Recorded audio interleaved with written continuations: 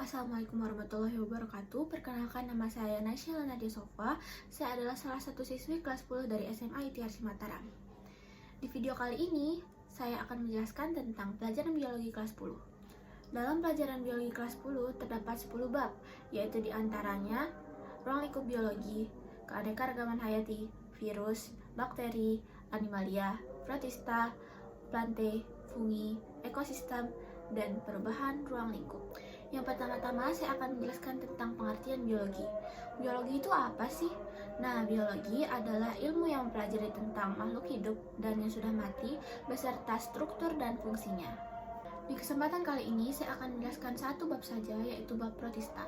Di sini saya akan menjelaskan tentang pengertian, ciri-ciri, reproduksi, dan klasifikasi. Yang pertama, pengertian. Protista merupakan mikroorganisme eukariota yang bukan hewan, tumbuhan, ataupun jamur.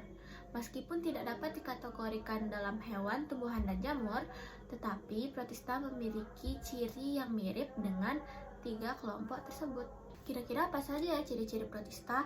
Nah, ciri-ciri protista yang pertama yaitu terdiri atas makhluk yang bersel satu atau dapat disebut juga dengan uniselular, dan makhluk yang bersel banyak atau juga disebut dengan multiselular. Yang kedua, memiliki membran inti sel atau dapat disebut juga dengan eukariotik. Yang ketiga, sebagian besar protista memerlukan oksigen atau dapat disebut juga dengan aerob, dan sebagiannya tidak memerlukan oksigen atau dapat disebut juga dengan anaerob. Yang keempat, protista sebagian besar memperoleh makanannya dengan cara mengabsorpsi molekul-molekul organik, dapat disebut juga dengan heterotrof. Dan ada pula yang membuat makanannya sendiri dengan sinar matahari melalui kloroplas, disebut juga dengan fotoautotrof.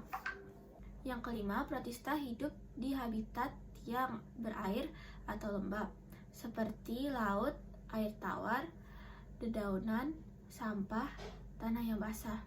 Namun, ada juga protista yang hidup di jaringan organisme lain.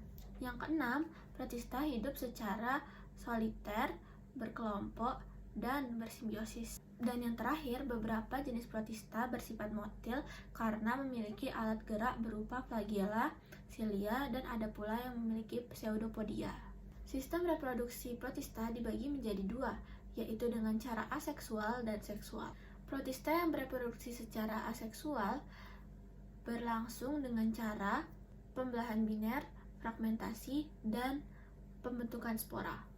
Sedangkan protista yang bereproduksi secara seksual berlangsung dengan cara konjugasi, yaitu dengan menukarkan gen-gen di antara dua individu dan kemudian akan dilanjutkan bereproduksi secara aseksual.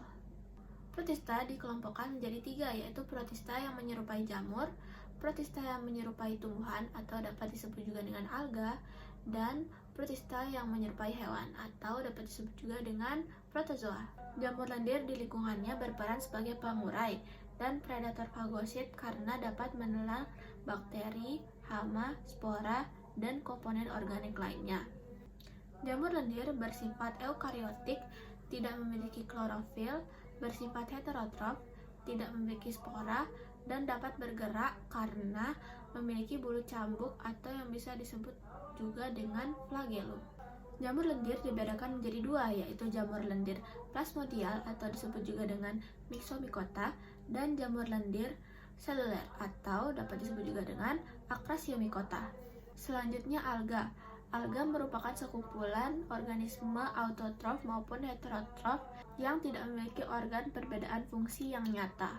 Alga dapat melakukan reproduksi secara generatif dan vegetatif.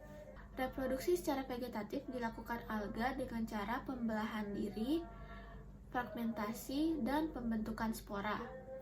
Sementara dengan cara generatif, alga melakukan reproduksi dengan cara menyatukan dua sel gamet jantan dan betina.